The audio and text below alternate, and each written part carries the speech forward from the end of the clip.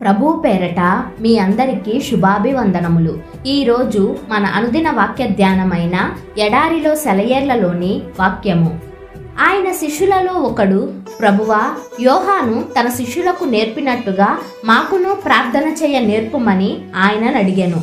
అందుకాయన, మీరు ప్రార్థన చేయునప్పుడు నీ రాజ్యము వచ్చునుగాక అని పలుకుడని వారితో చెప్పెను. లూకా సువార్త 11వ అధ్యాయము 1-2 వచనములు. మాకు ప్రార్థన చేయడం నేర్పించమని వాళ్ళు అడిగినప్పుడు ప్రభువు తన కళ్ళెత్తి దేవుని మహిమనొక్కసారి అవలోకించాడు. నిత్యత్వపు అంతిమ స్వప్నాన్ని ఒక్కసారి తలుచుకున్నాడు. దేవుడు మానవ జీవితంలో చేయ సంకల్పించిన దాని సారాంశాన్ని క్రోడీకరించి ఈ అర్థవంతమైన మాటల్లో ఇమిడ్చి ఇలా ప్రార్థించండి అంటూ ఆదేశించాడు. మనకు సాధారణంగా వినబడే ప్రార్థనకి దీనికి ఎంత వ్యత్యాసమో చూడండి. మన ఇష్టాన్ని అనుసరించి ప్రార్థిస్తే ఇలా ఉంటుంది మన ప్రార్థన: దేవా, నన్ను దీవించు, నా కుటుంబాన్ని, నా సంఘాన్ని, మా ఊరిని, మా దేశాన్ని దీవించు. ఎక్కడో ఓ మూలను ఆయన రాజ్యం గురించి ఒక మాట అంటామేమో. ప్రభువైతే మనం ఎక్కడైతే వదిలేశామో అక్కడ ప్రారంభించాడు. లోకం గురించి ముందు, మన వ్యక్తిగత అవసరాలు తర్వాత అడగాలి. నా ప్రార్థన ఖండాంతరాలు దాటి ప్రతి ద్వీపాన్ని కలుపుకొని ప్రపంచమంతటి కొరకు దేవుని సంకల్పం గురించి, ప్రతి వ్యక్తి గురించి, ప్రతి జాతి గురించి ప్రార్థించిన తరువాత నా కోసం చిన్న రొట్టె ముక్క నిమ్మని అడగమంటున్నాడు.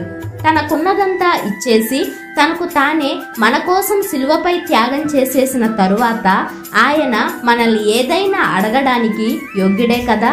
దేవుని రాజ్యం ముందు అందరూ, స్త్రీ పురుషులు అల్పులే. ఆ అద్భుత శక్తి అంచుల్ని కూడా ఎవ్వరూ తాకలేరు.